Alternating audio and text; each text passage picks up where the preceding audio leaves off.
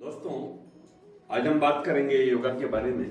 योगा के बारे में अक्सर करके हम इसके स्पिरिचुअल कनेक्शन की बात करते हैं कि योग आत्मा और परमात्मा की योग कहते हैं, लेकिन मैं आज इसके दूसरे आयाम पे बात करना चाहूंगा, योग और शरीर।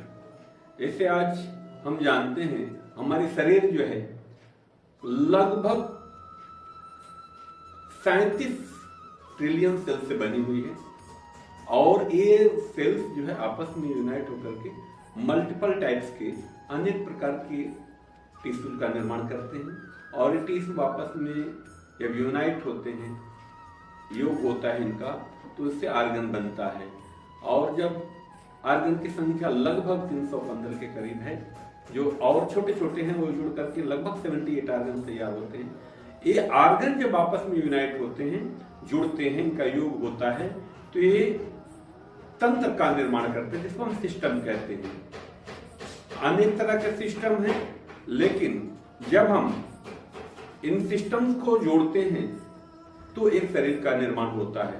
इस तरह से हम देखें तो जब कोशिकाओं का, सेल्स का योग होता है तो टिश्यू का निर्माण होता है, और जब टिश्यू मीन्स ऊतक का योग होता है आपस में तो आर्गन बनते हैं, और जब आर्गन का योग होता है तो सिस्टम बनता है अर्थात तंत्र बनता है, और जब तंत्र जब इकट्ठे होते हैं तो शरीर का निर्माण होता है। इस तरह से अपनी जो शरीर है biologically cells, tissue, organ, system का जोड़ है। अगर जो हम इसको अदर वे में देखें तो हमारी शरीर क्षिप्त जल पावक गगन सदिर है। धरती, आकाश, हवा, पानी और आग, इनका मिश्रण है। तो हम यदि योग के परिप्रेक्ष्य में शरीर को देखें तो शरीर बहुत सारे सेल्स, टिश्यू, आर्गन, सिस्टम का योग है। ऐसे ही अदर वे में देखें तो आकाश, धरती, हवा, पानी और आग का योग है।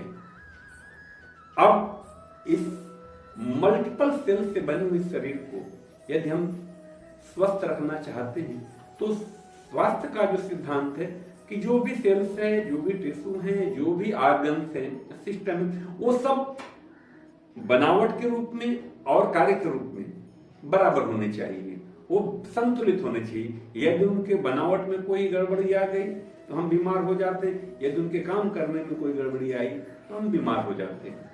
अब इनको संतुलित करने के लिए हमको इनका जो प्रॉपर फंक्शनिंग है, प्रॉपर जो इनके जोड़ है, उन जोड़ों को यदि हम व्यवस्थित रखते हैं तो इस तरह से हम अपने शरीर को स्वस्थ रख सकते हैं।